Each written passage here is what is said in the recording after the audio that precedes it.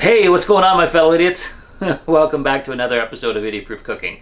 We're keeping it nice and short today. I didn't have a lot of time to film this week, so I'm doing another baking episode, and I'm going to show you how to make Millionaire's pie. It's super simple, very sweet, very rich, and it's almost no bake. You really just have to bake the graham cracker crust. Everything else together, you just whip together and then let it set in the fridge. Super easy, super tasty, and let's get into it.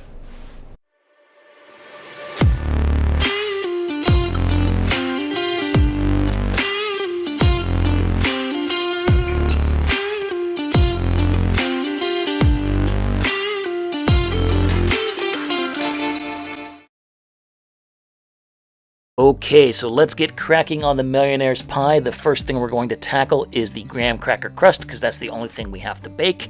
So get yourself out a large mixing bowl, and into it add 1.5 cups of graham cracker crumbs. I pre-crushed mine off camera.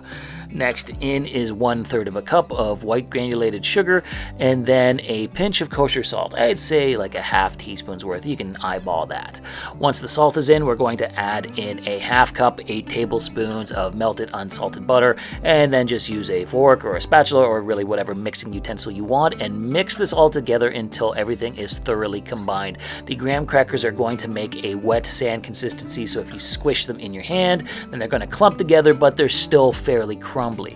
Next, you're going to get yourself a 9-inch pie plate and pour said graham crackers into the pie plate, and we're going to start spreading this out to make our crust. Now, what you're going to want to do is use a ramekin or a cup or any other flat bottom thing you might have and press out the graham cracker crust. So press down along the bottom of the pie plate and the graham crackers up along the wall of the pie plate as well. From there, we're going to preheat our oven to 350 degrees Fahrenheit and bake this for 10 minutes. Now that that's been dealt with, let's deal with the pie filling, which is super easy. It's no bake. Start off with an 8-ounce bar of cream cheese. Let it soften up at room temperature for 30-40 minutes, and then we're going to add in a 14-ounce can of sweetened and condensed milk. Make sure to use a spatula. You want to scrape all of that goodness out of the can. You don't want to leave any left over.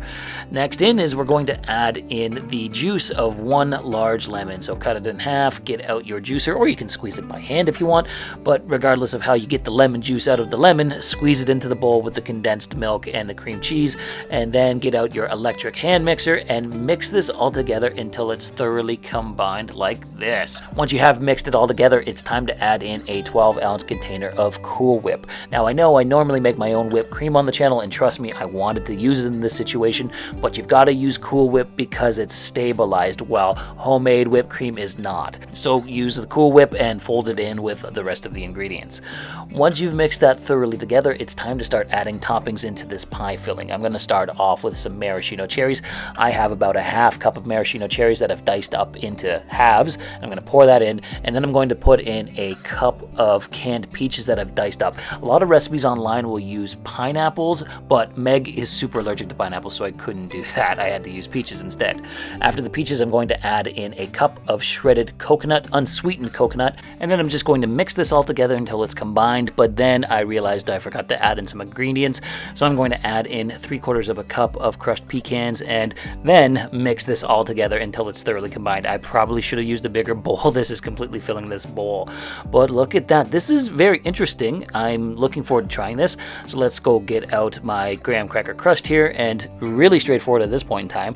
We're just going to put all of the pie filling into the pie crust. Really, it's not harder than that. So just load it all in. You want to make sure it's going to be like a mound of pie filling here, and then you're just going to spread it out until it's all around the pie plate, all around the crust. And I mean, make it decorative if you want. I'm really just looking for it to fill the pie plate here, nice and smooth here. But yeah, this is a Millionaire's pie, nice and simple. This was super easy to put together. Really, the only thing we have to do is go stick this in the fridge and let the pie filling set. I would say for about 4 or 5 hours in your fridge.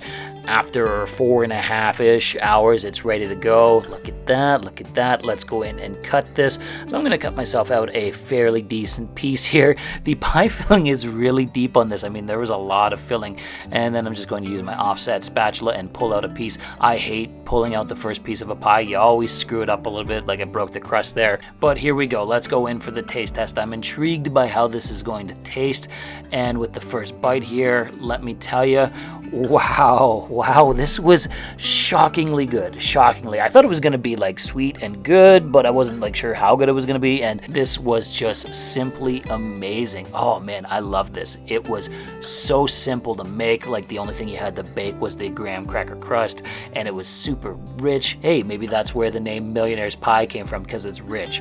I don't know where the genesis of the name came from, but I love this.